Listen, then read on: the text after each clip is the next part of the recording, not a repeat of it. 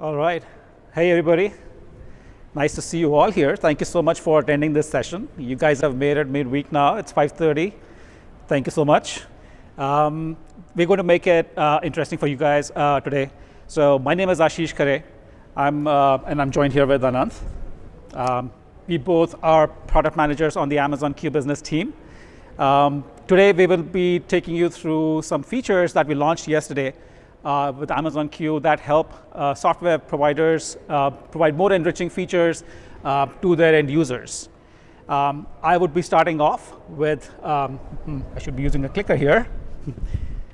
I would be starting off with, so we'll talk first about what is driving the need for these enriching features. And then we'll get into what are the challenges, what makes it so difficult to come up with these enriching features when we talk about generative AI features and providers, software provider applications. And then we will look at how Amazon Q simplifies the process of building these amazing generative AI features in software applications. When I say software applications, I mean SaaS applications, ISV applications. Anand will be sharing with you some examples of what some well-known apps that you use today are, how they are leveraging Amazon Q to build their enriching features. So that would be interesting as well. So there would be questions. At the end of the session, we would step out, and then we can have question and answer there. Happy to answer questions that you might have. All right? So let's get started. All right, so here's what we are seeing in the world today. Employees of organizations, when they have to get their work done, at any given point in time, you, myself, all of us, we work through multiple applications to get our work done. Typically, on an average, users skip across up to, on an average, 6 applications to get their work done.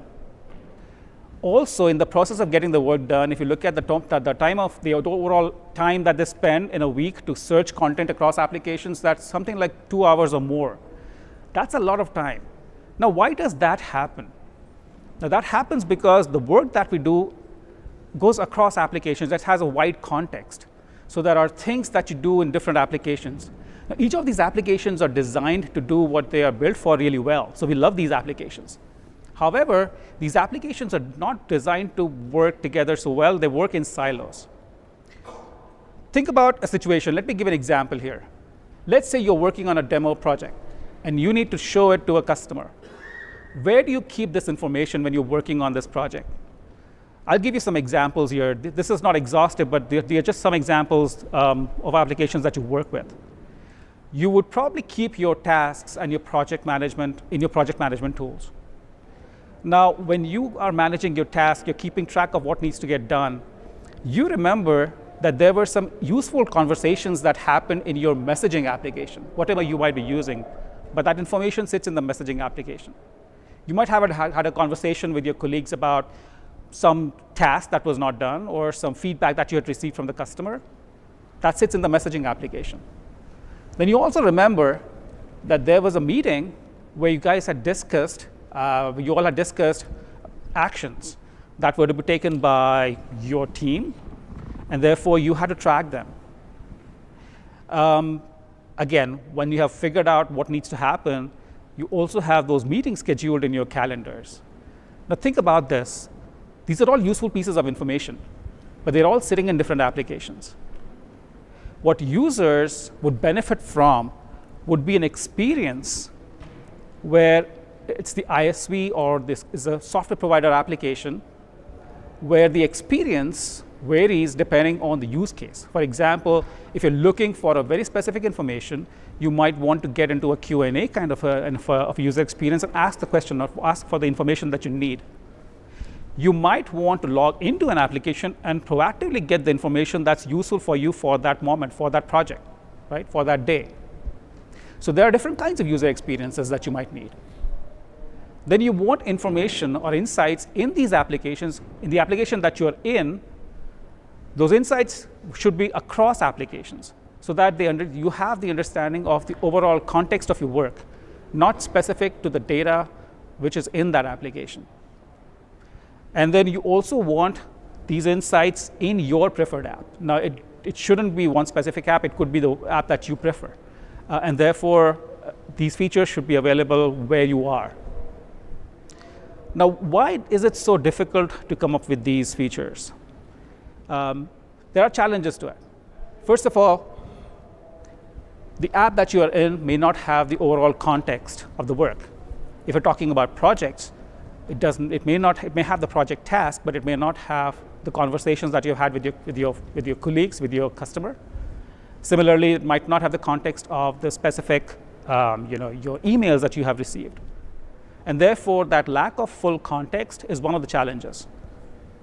Let's say even if your application knows where your data resides, building those integrations into these applications and bringing that data into the app that you want to work with in a way where the application understands what authorizations you have, so that the insights that are generated by generative AI or the large language models takes into account what you are authorized to see, and therefore gives you the insights based on those credentials or those authorizations.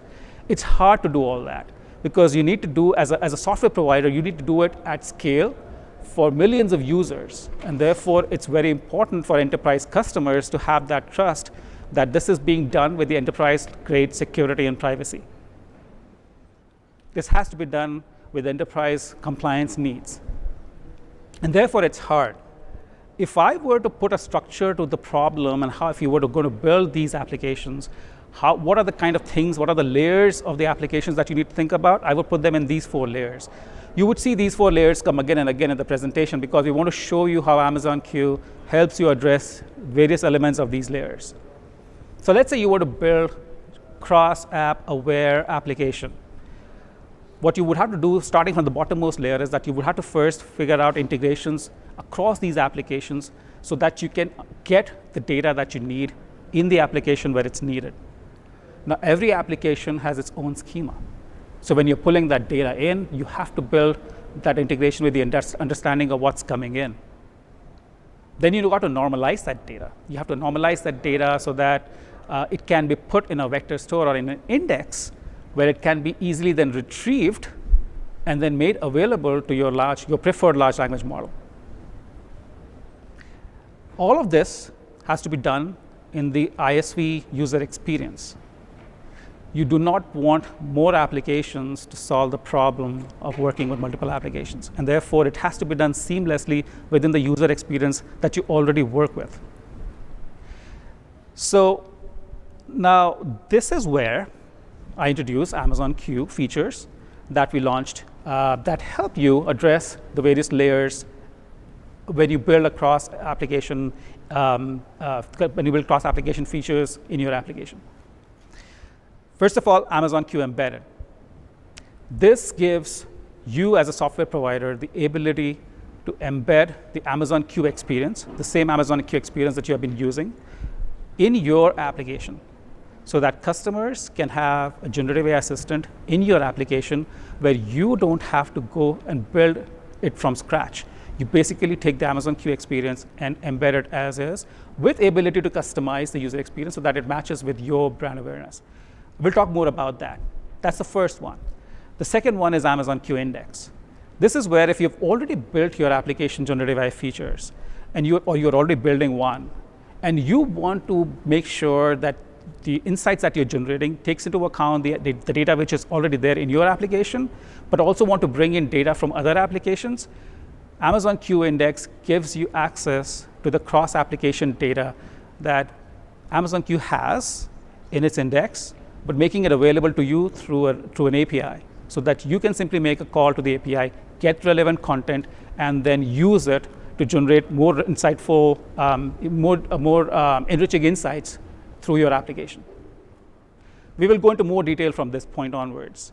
I will cover the details of Amazon Q Embedded, and then Anant would come and talk to you about how Amazon Q Index is being used by various ISVs. All right.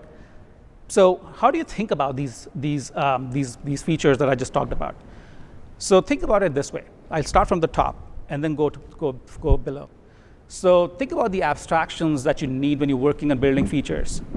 In many use cases, what would happen is that you might have public data. Let's say you have documentation for your product, and you want Q&A capability on that documentation so that your customers may come and ask questions about how to use your product, how to configure your product, or so many various questions that they might have. These are questions that multiple users might have. It's not really necessary for them, to have. It's not important, whether it's not user specific. It's across. It could be applicable to multiple users, and therefore, in those situations, you just simply want to embed a Q&A experience in your application, pointing to the data sources like public documentation that I just mentioned. In such situations, you're embedding Q with the ability to customize the user experience, the colors, the user interface piece to it.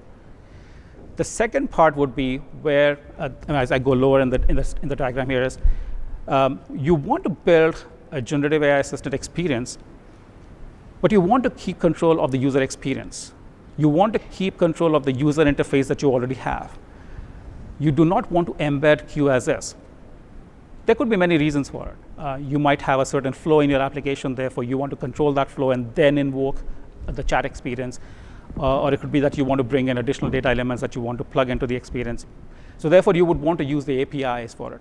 So this is where Amazon Q provides you with APIs so that you can, within your user experience, leverage the Amazon Q APIs to build the chat experience. All right?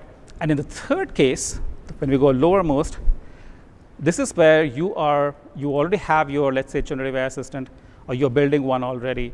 You have the flow outlined. What you want to do now is find a way to bring in cross-app data into the flow of your generative AI assistant application. In that case, this is where we give you access to an API where you can make a call to Amazon Q, get relevant content, and then take it and feed it to your RAG layer, or use it as a federated search API, and then basically use the API to enrich the application that you're building. Now let's take a look at how that helps you, and then I'll get into the specifics of the embedded experience. So by using these APIs and by using the embedding experience, you're basically creating a generative AI experience which is aware of the user's data across applications. It's built in a very secure way. It ensures the privacy of the security of the data. You can embed the experience if you want to, or you could continue to use your user experience and embed Amazon Q into that experience. All right. Now let's get into the specifics of before I get there, there are multiple integrations that we offer today as a part of Amazon Q. So effectively, you could bring in data from multiple applications that are listed here. We will keep adding to this list. And if you are a software provider who wants to get added to this list, please reach out to the Amazon Q team. We will share a QR code at the end of the presentation. That's also one of the ways for you as a software provider to reach out to us so that we can create an integration and have it available for end customers. So let's look at Amazon Q embedded experience.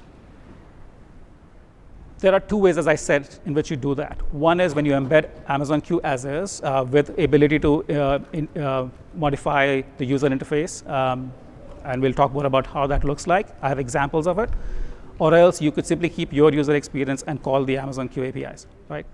So in this case, this is an example where you are working with the topmost layer, where it's your user interface, and you are embedding Q, which is why you see the Q logo in the topmost layer there. You can customize the user interface.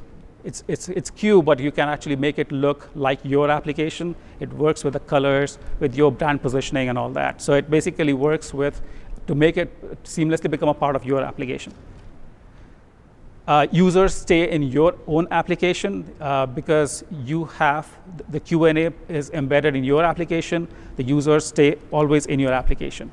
They do not go out to another application. Let me give an example of what it looks like. So here's an example.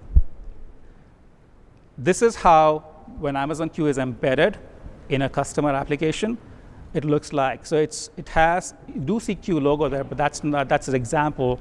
You could replace that with your company logo and all of that. We could do the customizations. But net, it becomes a seamless part of your application. It's, again, as I said before, you would use this kind of an interface or this option to basically point customers in use cases where there's public data. You want customers to come in and have answers to the questions they have about your product or about documentation that is publicly available. But they want an easy way to get access to the information or get answers to their questions fast. So this is how a number of customers are using Amazon Q today already. Another example, the second one, where customers, software providers are continuing to use their user experience and building with Amazon Q to fit into their user experience.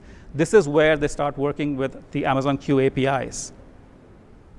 So think about a case where, and I'll give you an example in the next slide that you would see. Miro uses Amazon Q to help their end users work with Miro Canvas so that they can create ideas faster, all within the Miro Canvas user experience. So what I have next is a video of Miro where you would see an experience where a user in Miro Canvas wants to work on a product ideation framework. So it has a product idea. They want to generate a product idea. So there is a template for product ideation in Miro already. Because Miro has integrated with Amazon Q, which integrates with the user's other enterprise applications, all that the user needs to do to start is to basically generate the ideas using the template that already exists in Miro. So Miro would populate that template for the user. So now, effectively for the user, the starting point is not a blank template. The starting point is a series of ideas in a template which is already populated for the user. So here's the video that I'm going to play for you now. So the user is in Miro Canvas.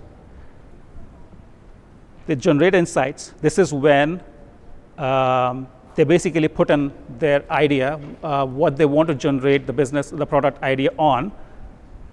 And at this point, Miro calls Amazon Q APIs, where Amazon Q then responds with the information from across applications based on the query. The user then is able to convert those ideas into cards, which is basically a visual representation of all the information that they need. Users love to work with Miro because of the ease of visual representation of the information that they work with. So therefore, within the same user experience, now they have access to the information that they have in other enterprise applications that they use. In this experience, they did not have to leave the Miro user experience. They stayed in the Miro app, and they have a template which has all the ideas and the related content, and they also have Miro cards, the information is visually represented that they can start work with.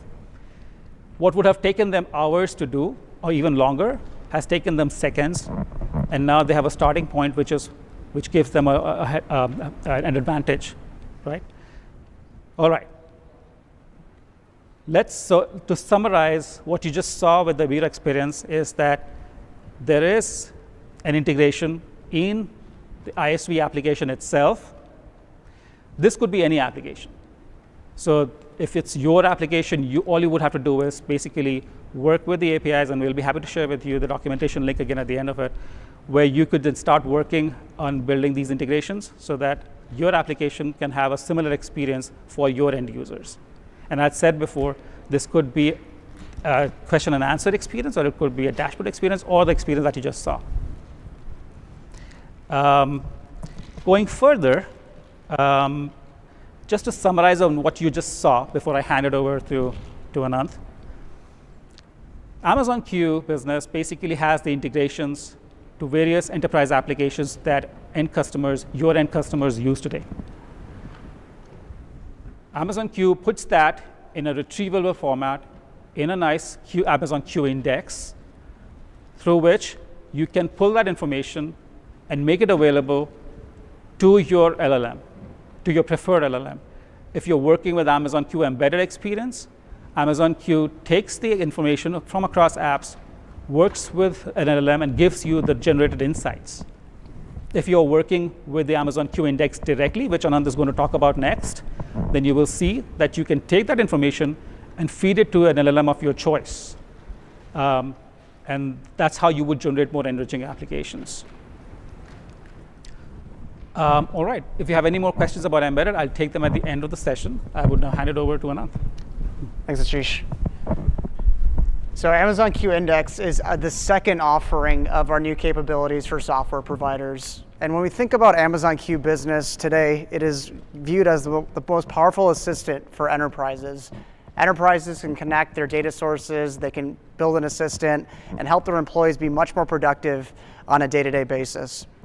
But as Ashish mentioned at the top, we all use multiple applications. And so when we started talking to our ISV customers, the main thing they're saying is, we want access to that data. We want a way to help build richer experiences. But we want the flexibility to be able to maintain our existing LLM architecture, our LLM models that we've built, and ultimately allow us to launch capabilities faster that use cross-app experiences. So we're super happy to announce the Amazon Q Index, which launched yesterday, is generally available. And it allows ISVs to really solve this use case for them to build much more richer experiences with cross-app data. So when we think about this capability and how it differs from the Amazon Q embedded experience, the Amazon Q Index really focuses on its bottom two layers. It provides a managed offering that allows you to have access to over 40 applications that your customers are creating, that index that they're building on behalf of themselves. And now that they've already built it with Amazon Q Business, they can now provide it to the respective ISVs that they do to get work done.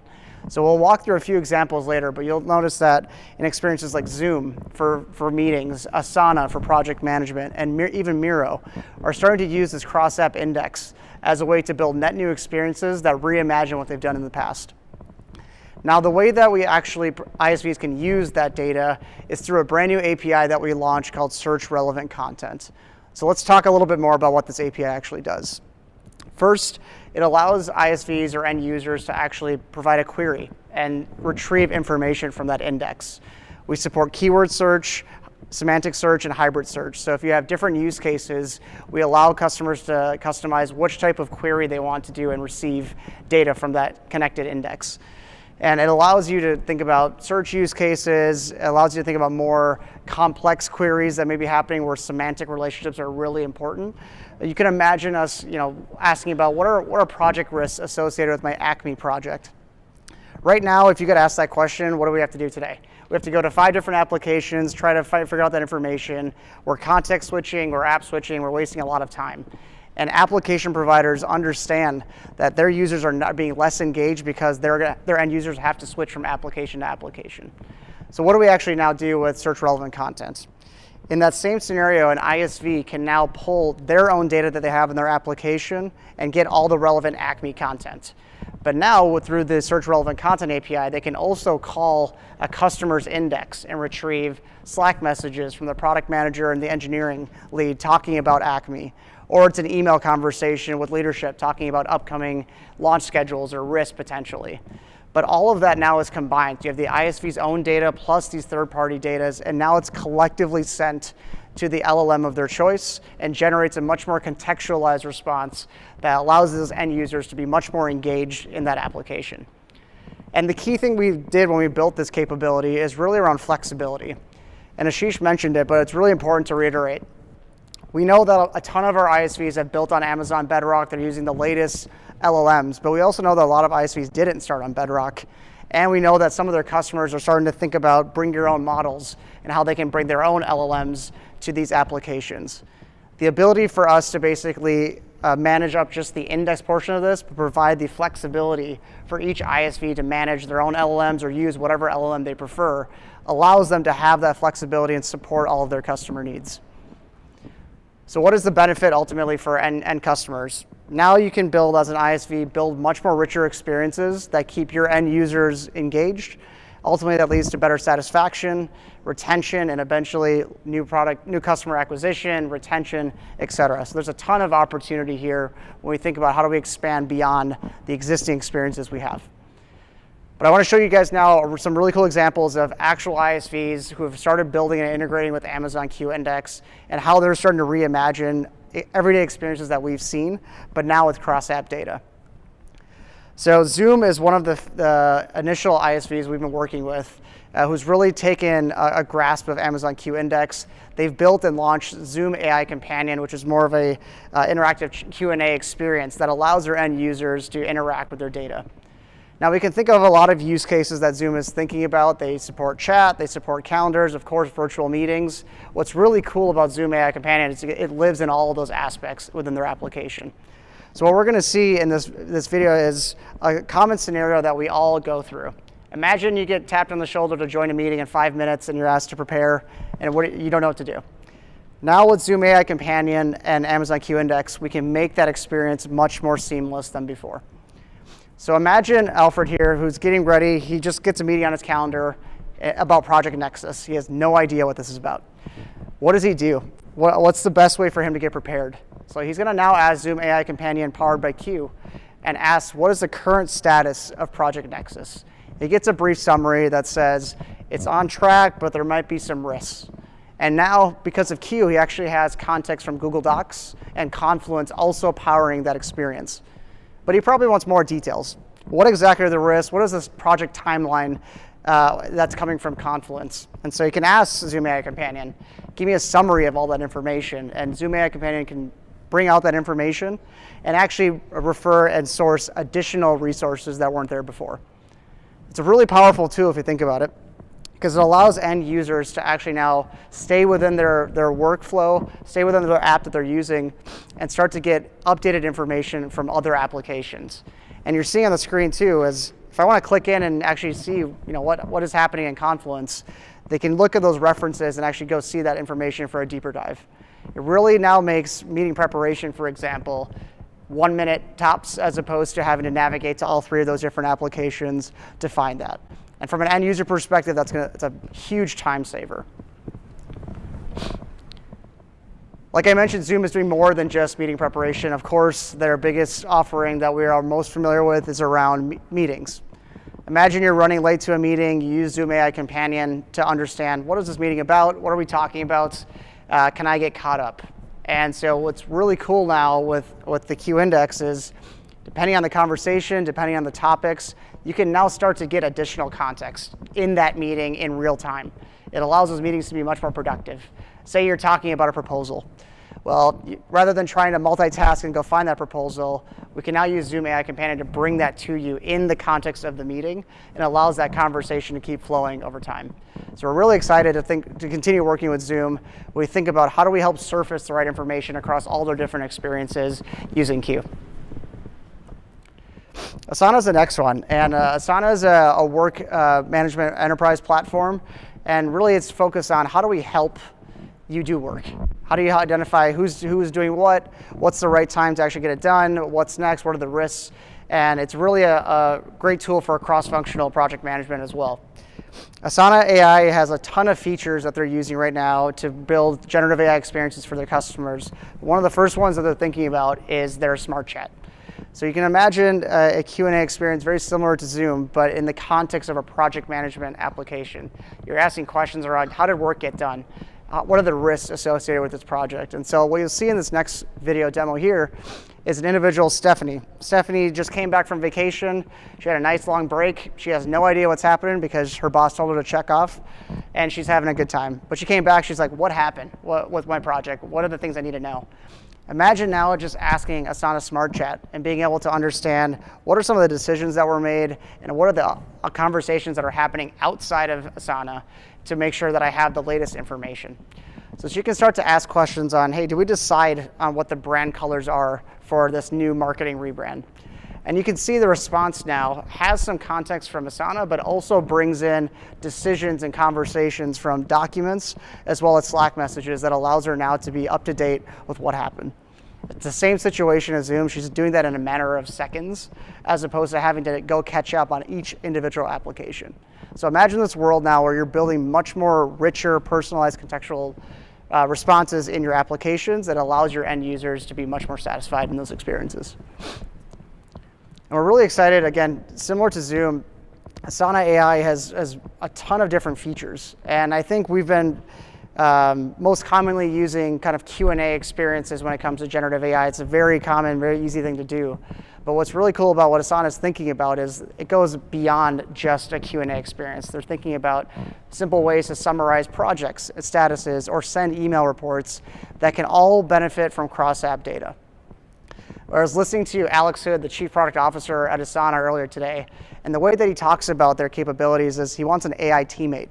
Imagine having a teammate that is powered by your cross-app data that's following you across the entire application or in your preferred application, and making sure that whenever you're interacting with the app, you have the right information to actually get work done.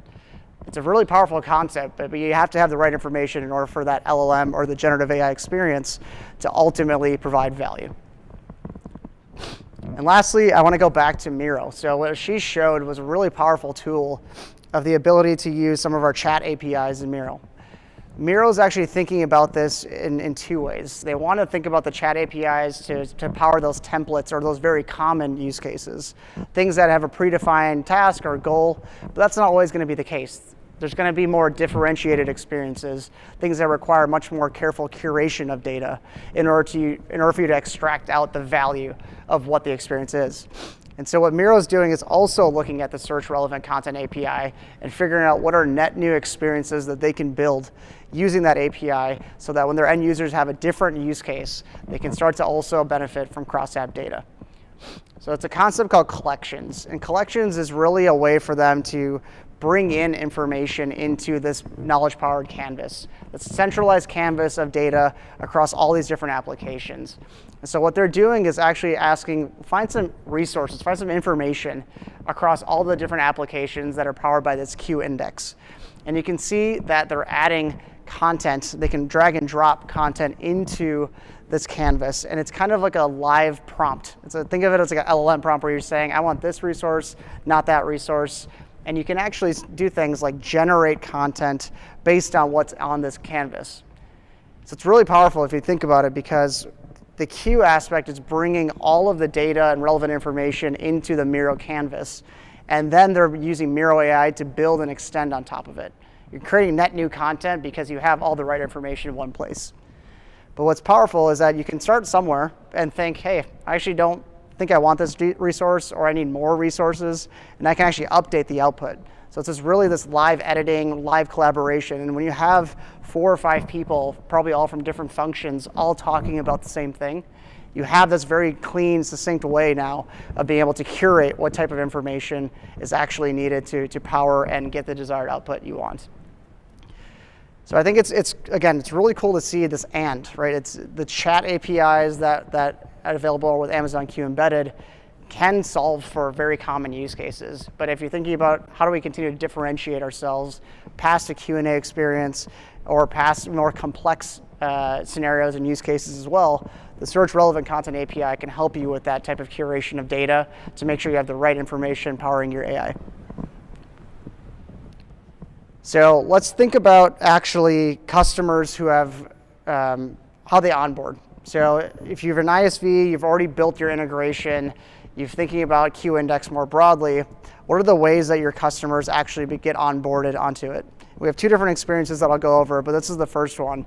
And really it's around taking the customers who have already built this index and allowing them to grant ISVs access to their index. And it's really important from that matters because it allows enterprises now to keep their data in one single spot.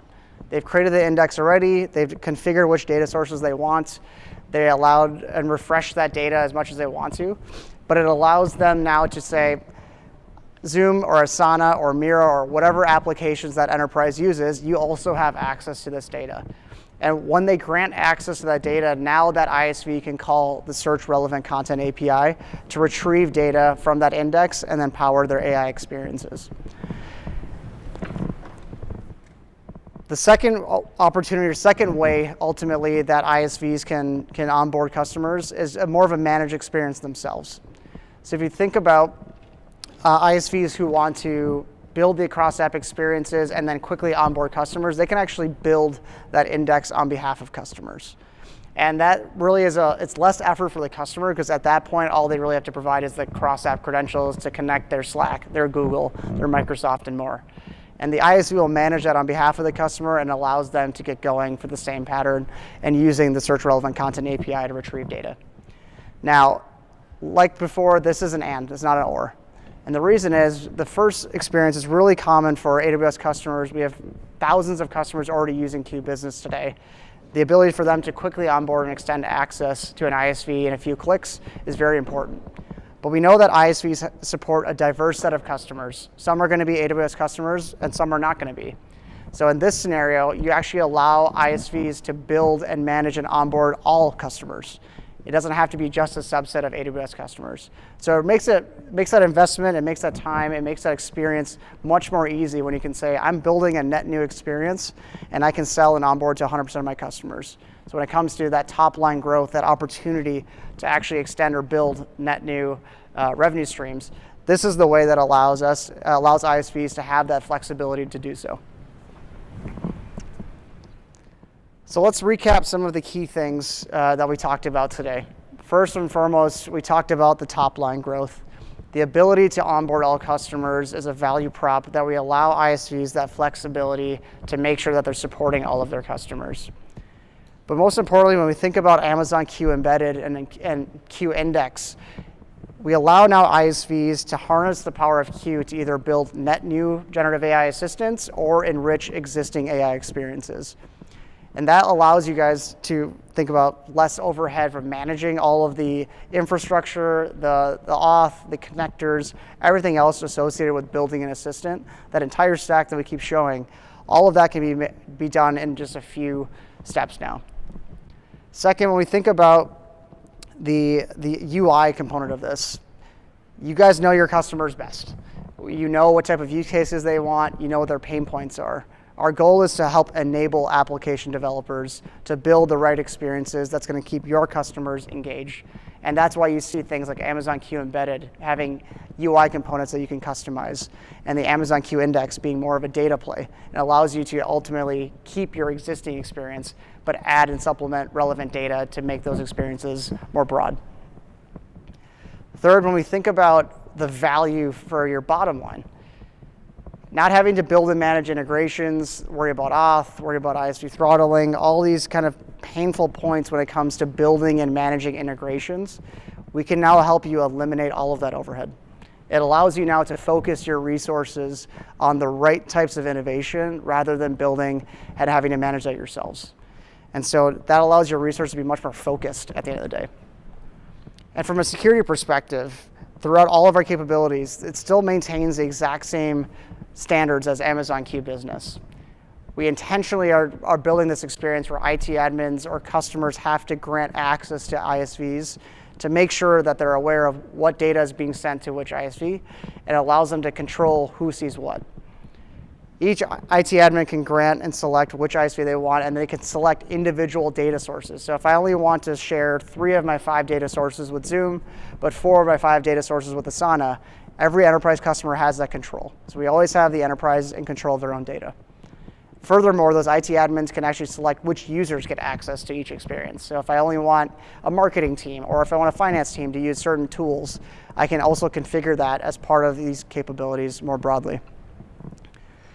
And lastly, when we think about just improving the quality of AI results, so the one thing that I wanted to touch on with the Search Relevant Content API is the ability to filter data. So while enterprises can give you access and select which data sources you can access, you may not still want everything. You may want date time filters that give you the most recent data from the index, or you may only want data from 1 or 2 applications. And ultimately, that allows you to help curate very specific use cases and very specific experiences for your end users. And you can help minimize the amount of noise that you get back from the index potentially as well. So that helps you control and the quality ultimately of this output, and then also make sure those relevant, contextual, personalized experiences are still there with user level data. And the user level data piece is also very important. So like Q Business, the IT admin always provides the data, but we always go down to the user level access. So that means as an individual, whatever data you're returning, that individual has to have access to it. We don't want to show unauthorized users data that they're not supposed to see. So all of the goodness of Q Business still is relevant and still flows through all of these capabilities with application developers. All right, so how do we get started? What are the steps for both of these capabilities? Amazon Q Embedded is pretty straightforward. If you guys have used Amazon Q Business today, it's largely the exact same steps. You're going to create your Q Business application. You're going to connect your data sources using one of the many connectors that we offer. And the net new experience that we're offering is that ability, again, to customize that UI. It's a very simple few clicks. You can add a logo, you can change your colors, you can add a welcome message, et cetera. There's a ton of ways to actually make this look and feel like your application itself, so that when your end users are coming to your webpage or your application, it looks like it's your assistant. And then from there, you're just embedding it into your application. The Q index is a little bit different. The first step we have is more of a sign-up step. We want ISVs to sign up and get access to these cross-app APIs that we're offering. And it's intentional. We're taking this step where enterprise customers are going to be giving or granting access to their data to ISVs. The reason we have this setup, the sign-up stage, we want to do a light verification. We don't want to make bad actors trying to get access to data. So we talk with these ISVs to make sure that they are who they are, and then we'll grant them access to onboard and use the cross-app index to ultimately integrate into their generative AI features. We'll work with you, we'll talk about what are the different use cases, how we can help support you, and we'll continue to build this cross-app program with you, and you can scale further across all your customers. And then lastly, once those integrations are done, we'll work with your customers to ultimately onboard them, get them to grant you access to their index, or they provide you the credentials, and you have the ability now to go launch the new capabilities. I want to say thank you guys. I know it's Wednesday afternoon. I appreciate you guys all coming out for the session. I hope you're really excited. There's a ton of opportunity here. You've seen all of the examples from all the different ISVs on how they're thinking about building net new experiences. Your virtual meetings won't be the same. Your project management apps won't be the same. And it's really exciting to see that there's going to be a lot of opportunity as this thing continues to evolve. And we hope you're inspired to start building the net new applications in your app as well. We're going to take some time to answer any questions that you may have. But again, I appreciate you guys coming, and I hope you have a great rest of your reInvent.